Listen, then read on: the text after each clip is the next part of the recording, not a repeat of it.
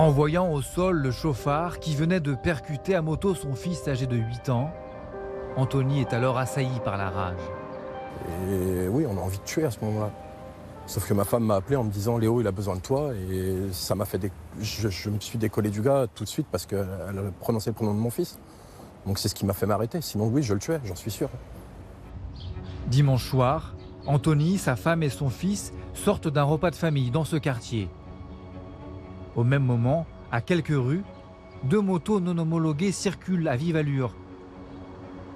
Une voiture de police les aperçoit et les prend en chasse. Pour leur échapper, l'un des pilotes emprunte alors cette voie piétonne. C'est là que se trouve Léo. J'ai entendu une moto qui mettait les gaz, j'ai appelé mon fils.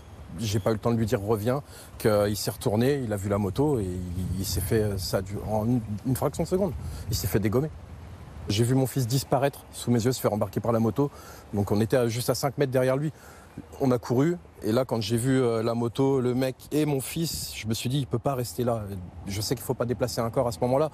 Je l'ai quand même pris pour le mettre dans l'herbe, l'allonger dans l'herbe juste à côté. Et le réflexe que j'ai eu, c'est d'aller donner des coups de pied dans la gueule de l'enculé qui a renversé mon fils. Sa femme l'empêche de commettre le pire et Anthony retourne finalement au chevet de son fils, gravement blessé. Je me suis agenouillé à côté de mon fils et je lui ai demandé de revenir parce qu'il était inconscient et j'ai cru qu'il lui avait cassé les os parce que la posture dans laquelle il se trouvait, j'ai cru que mon fils était en train de mourir. Je décollais pas de lui, je voulais qu'il me donne signe de vie, je voulais voir quelque chose dans ses yeux. Et il n'y avait plus rien dans ses yeux, et il n'arrivait même pas à les ouvrir. Il a été traîné sur un peu moins de 10 mètres du choc à l'arrêt et il a le corps brûlé, en plus de son crâne cassé. Léo est pris en charge par les pompiers. Mais quand le camion tente de repartir vers l'hôpital, des jeunes le caillassent, comme nous le raconte ce témoin, encore choqué par la violence de la scène. Ils arrivaient par 10, par 20, on s'est retrouvés à 50, 60 gamins à acheter des cailloux, à insulter d'une rare violence, quoi. J'ai vu le père, à travers les arbres, etc., là, qui hurlait à travers le chauffard en moto. Et j'ai vu 3 pompiers en train d'essayer de réanimer, gênés par les jeunes, donc ils se levaient pour dire partez, partez, je ne fais pas mon travail, mais tout le monde regardait, enfin, c'était lamentable, quoi.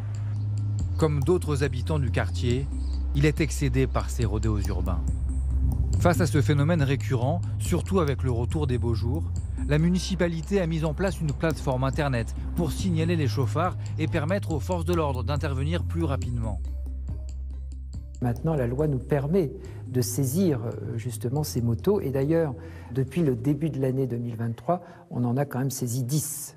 On va voir avec Madame la Préfète, avec les forces de police, ce que l'on peut faire encore pour renforcer, je dirais, ces contrôles. Et puis, globalement, j'en appelle aussi à la responsabilité de chacun. Ce n'est pas un problème de nuisance sonore, c'est un problème d'un enfant à qui qu'on a failli tuer, quoi.